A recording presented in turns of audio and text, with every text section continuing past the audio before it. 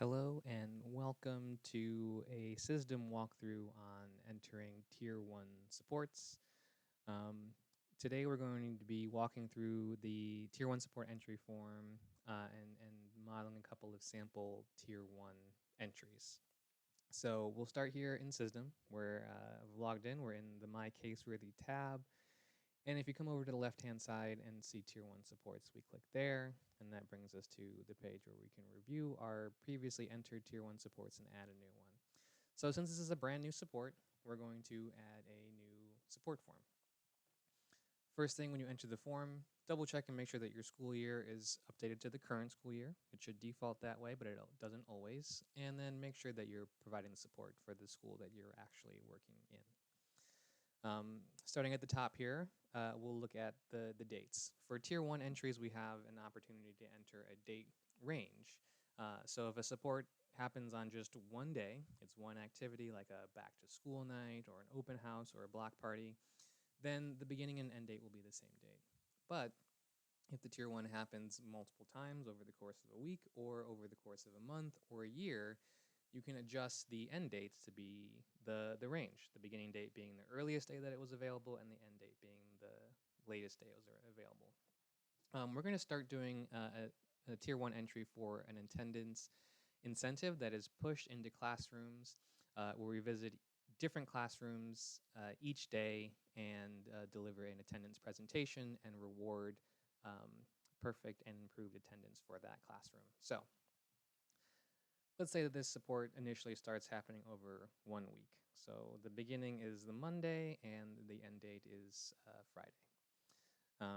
The support was delivered during school, during the school day. You can select any other description that is accurate for the support that you're delivering, but most do happen during school. And same with individual or group. Most Tier 1s are group interventions, but if it is provided just to one individual student, you can select that here. To describe the support, we have 3 levels of description. The most general is the support category. It starts out at a very big picture separations, family engagement, life and social skills, professional mental health, attendance and academic assistance. So since this is an attendance intervention, we're going to start with attendance. Depending on what you choose here in the category, that will impact what is available for you for the supports and activities. So our categories are attendance.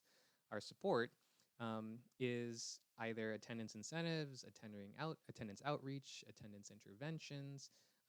When you click on each one, it has a different level of different menu of activities under this list. So if you remember, we have a list of activities and support categories that is a spreadsheet that you can review.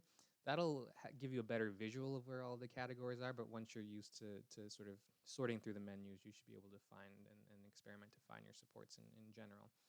Um, Down to the activity.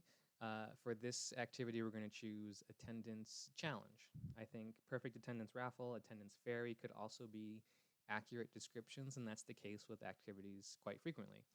We want to get as specific as possible, but we can't have every single individual instance of a support and activity listed in this list. It would just be too long. So try to find one that is general and a generally accurate description of your activity. Some supports will have no activities, and you'll just have to leave activity blank. And even for a support that does have activities, if truly nothing here is even close to describing what you're doing, you can leave it as nothing. In this case, we're going to choose attendance challenge. The number of sessions refers to the number of unique instances that a student participates in the Tier 1 support. So if in this case, we're providing the same attendance presentation 5 different times to 5 different classrooms, the individual student will only receive the presentation once. They'll only get the content once. So the number of sessions is 1. Even though we're delivering this over 5 days and have 5 different presentations, it's the same presentation to different students. And so each student is only getting it once. If you do the attendance incentive a second week and you visit the same classrooms, then you would have multiple sessions. But again, for this first round, we have 1 session. We're doing this over the course of the week. The providers refer to who is actually delivering and participating or partnering with the support. The primary provider is only the only one that's required, and the primary provider should be the person who bottom lines the support. Think about who, if they did not come to school that day, if they did not show up to the activity, um, and the activity would not happen without them, then they are the primary provider. In many cases, we are the primary provider. If we initiate the support, we plan it, we recruit people to it, and we go and actually deliver it all ourselves, then we can be the primary provider all by ourselves. The CI staff name should default to you, but if you have multiple case managers or staff there, you can use the search to click through other to see the list of all the site professionals across our network and choose the most applicable one. Secondary and tertiary providers are people who were involved, but they didn't bottom line it. If they weren't there, it wouldn't have ended things. It would have maybe been a less good support, but they didn't initiate it. Maybe they were involved in some of the planning, or maybe they were involved in some of the recruitment, but their role is secondary to the primary provider. So in this case, pushing into classrooms, the teachers are there, assuming that they're not just leaving you when you're in the classroom, but they're doing a little bit of classroom management or maybe looking at the data or helping you hand out materials. Then we can list school staff as a secondary provider. For school staff, we don't need to go through and select an individual teacher or counselor name. If you click the search, it'll pull up any staff who are listed in your support plan or from your support team. But again, we don't need to enter that in.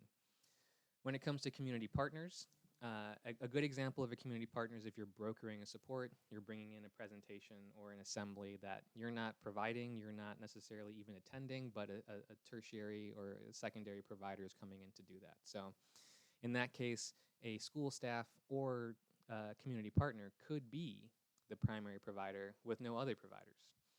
But in this case, we don't really have a secondary provider because we're not doing it in partnership with a community provider. Moving down the form here, we'll go to students served, students, parents, and others served. Being served by an activity means that you actually engaged and participated or benefited directly from it. So we've changed our guidance in that supports that are available to students but not actually engaged with should not count as students who were served. So the students served should be only students who actually engage in the support. So as you're planning and thinking about how to deliver your Tier 1 supports, it's going to be important for you to find a way to measure actual engagement, how many students or families are participating. You could do this through giving out handouts and tracking how many pieces of paper you give out. You could do sign-ins. You could do surveys and Google Forms to get information. You could do just a quick checklist on a clipboard and then kind of look around and see who's attending and actually interacting with things. There's a lot of different valid ways to do that, but what's most important is that you are tracking some sort of direct engagement or benefit or participation in the support on the part of students or families. So in my example here, I'm pushing into classrooms. I'm going to go to one classroom a day. Each classroom has 20 students, and so that is 100 students total served overall over the course of the week between the Monday and the Friday. There were no parents involved, and even though the teachers were involved, we don't need to worry about tracking individual 3 or 4 or 5 teachers who were also there.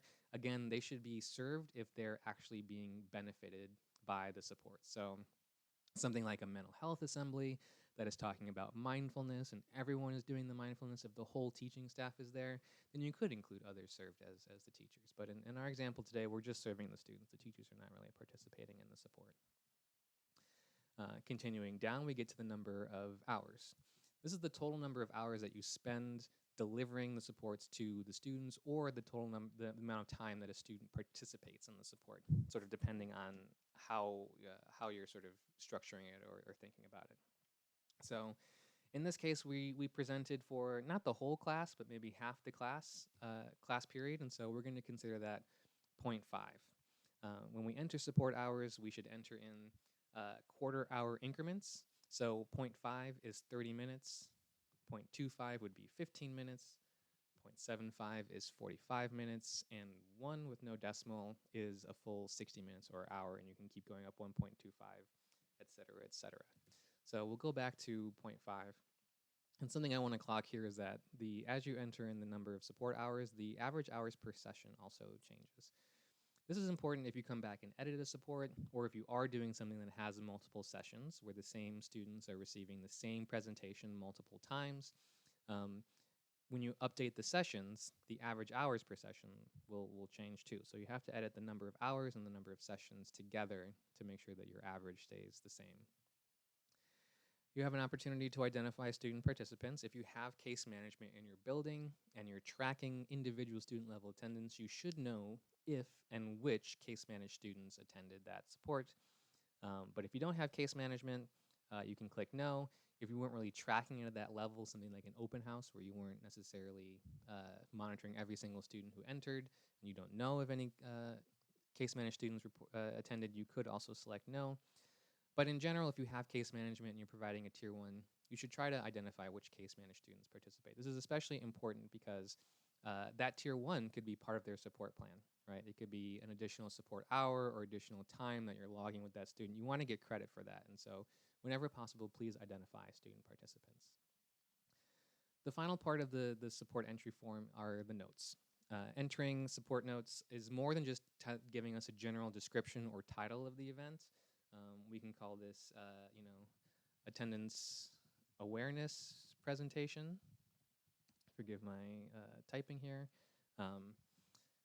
But I'm also going to provide an additional description of it. I'm going to say pushed into 5 classrooms over the week, presented attendance information and trends, and rewarded perfect and most improved attendance in each class.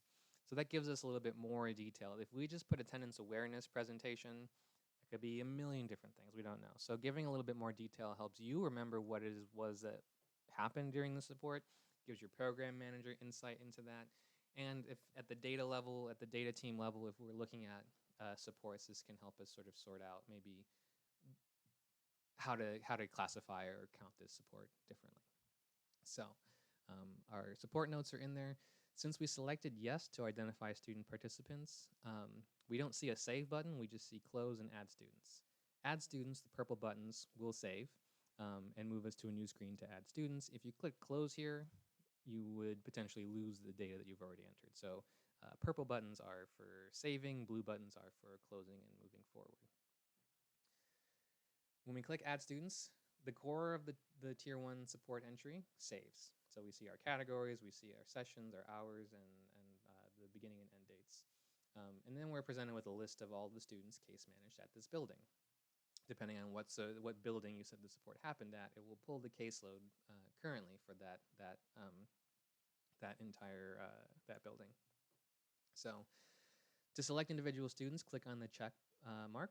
It will turn green and the students box will expand.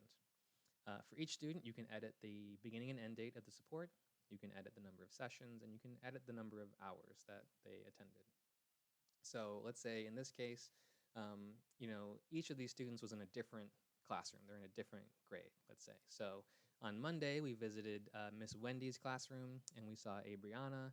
And so her beginning and end date is just the one day, Monday. That's the only day. It was one session. She was there for the whole time. On Tuesday, we visited Mr. Phil's class. And so Mr. Phil's class happened on the 4th, and we saw Ida Marie's there. She similarly one session, and she was there for the full 30 minutes. On Wednesday, we went to Miss Migdalia's class, and we saw Alea. Unfortunately, she was late, so we're not going to change the sessions, but we can change the number of hours. We know that Alea was about 15 minutes late for the session, so she only has 0.25 hours compared to 0.5 for everyone else. And then let's say Alani was just on the Friday, and she was there for the full time. So that's how and why tracking the individual student level is important. Each of these students will then have this tier 1 entered directly to their profile, and their number of hours that they had services will include these 0.5 hours. If we didn't identify them, that data would be lost at an individual student level. And then it's also helpful to track differences across your caseload. In some cases, if it's multiple sessions, some students might attend one session and some students might attend different sessions. And so you can also mix and match that here in this form. So we're actually gonna click save and add another tier 1 over here. So this purple button has a little save disk icon and add another tier 1. So I'm going to go in right into a new support. And we're going to do an open house or a block party support, something that's very common and happens towards the end of the school year, often at the beginning of the school year, really anytime during the school year. So a block party happens on just one day. Let's say it's Friday, the 21st. It's a end of the week spring fever kind of block party for students and families. Once again, we're going to stay at the same building. We're going to say that this was provided during school. It was a group support. And then for a block party, we can look at enrichment motivation would be something that's more student-centered kind of fun activities, or family engagement if it's something that is specifically trying to engage families. So if you're trying to use this block party to get kindergarten enrollment, that could be maybe under a family engagement. But this one's going to be sort of a fun springtime block party. So we're going to go enrichment motivation. We're going to look through the list here. I'm going to think it's under enrichment and motivation. And then let's see what we have here. Anything? None of these activities are really calling out to me here. We could just call it enrichment activity, but it's a little bit bigger than that. So let's see about awards, ceremonies, events, and incentives. So the events here is important.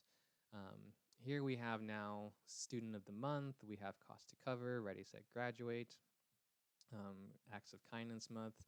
So awards assemblies, so sort of bigger events here. I'm actually going to leave this blank for now, but let me pull up the activity list for us here really quick. I keep this bookmarked so I can easily search it, and I recommend that you do the same. This is what I talked about on the previous entry. I'm going to do a Control F, and I'm going to search for open house. And I'm going to see that we have 4 when I selected open house. So actually under family events and celebrations is where we see open house, back to school bingo, family fun night. So looking at this list, I'm going to make the decision that it's going to be better actually, even though this still was student focused, to go to family engagement, family events and celebrations.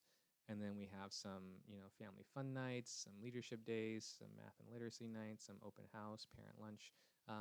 Welcome back carnival. We'll call this a welcome back carnival.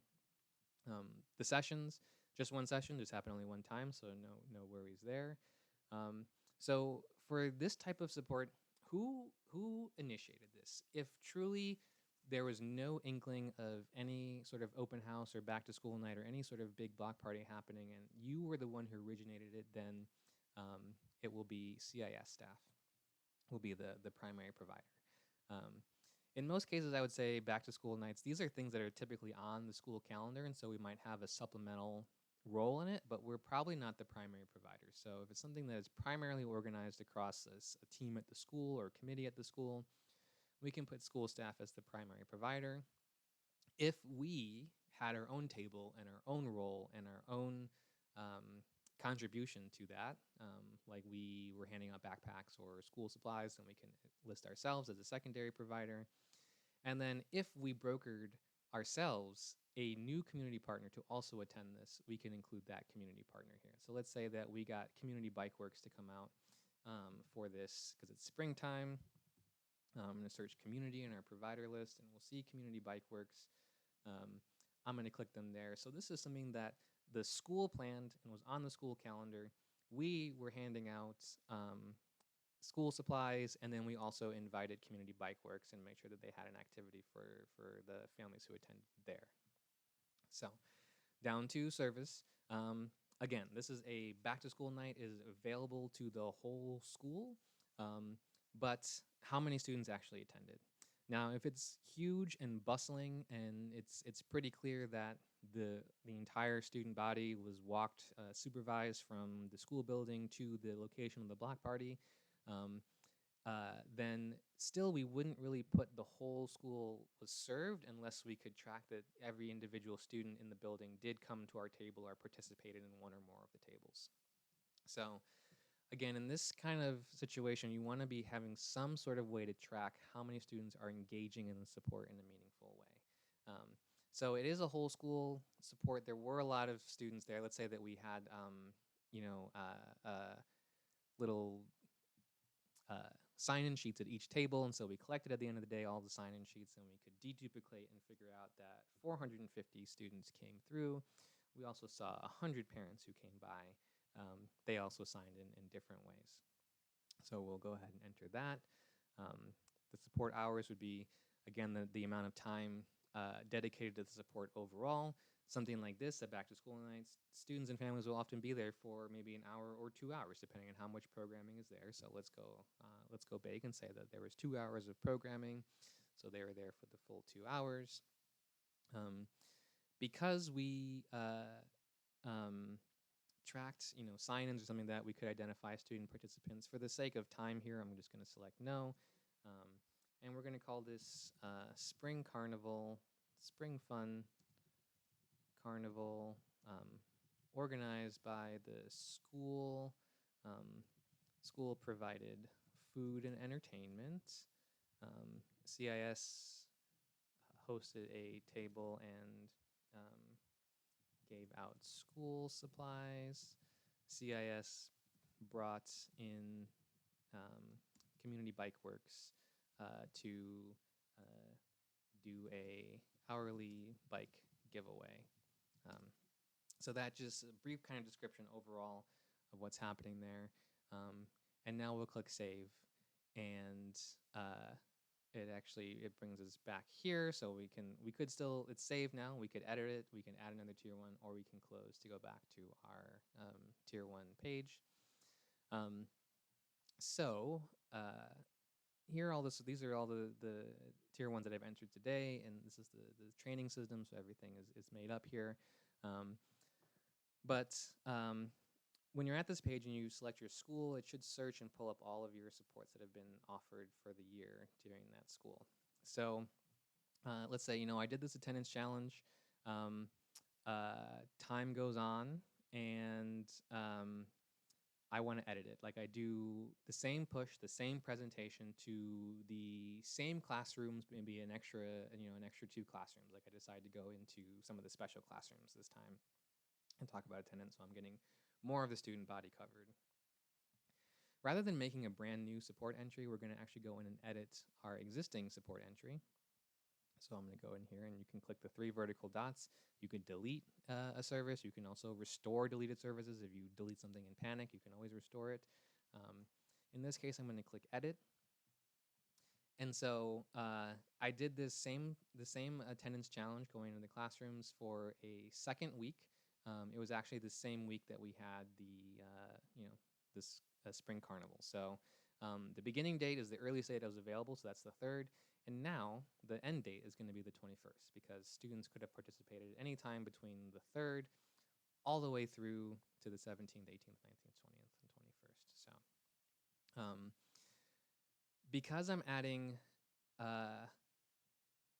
new students to this, and some students are going to get the same and some students are going to get different, then we're going to change the number of sessions.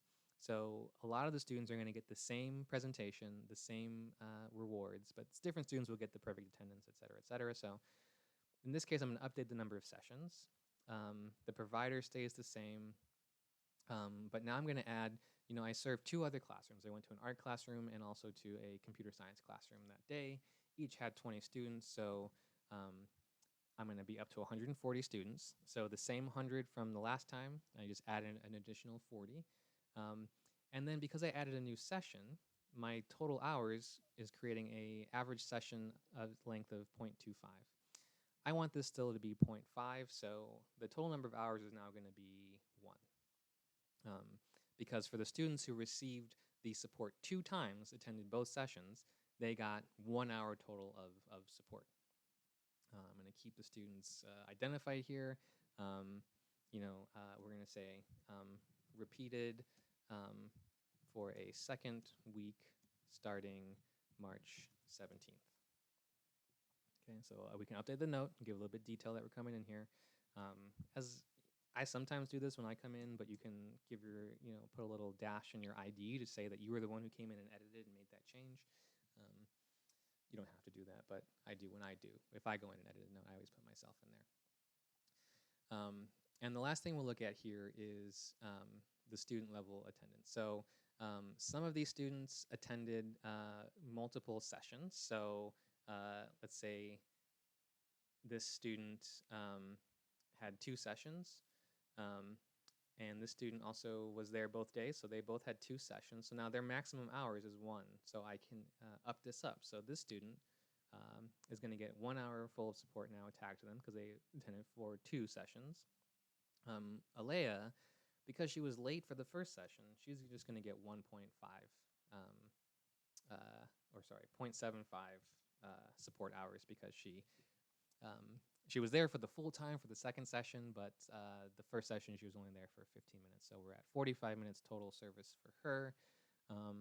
And then I'm going to edit the dates for them too. So, Alani was on the 7th initially, so she was on the Friday classroom. So we're going to say that she was there until the 21st.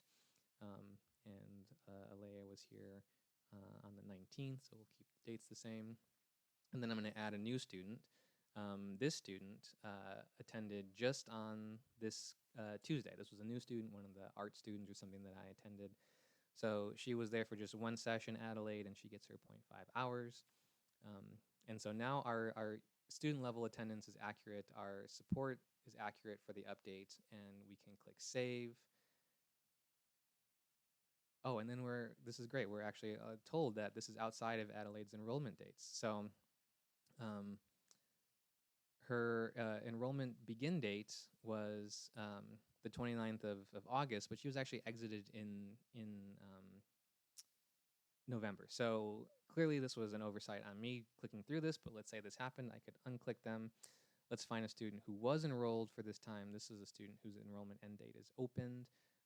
So for them, I'm going to go, we'll say they attended on the 18th. They're in that art class.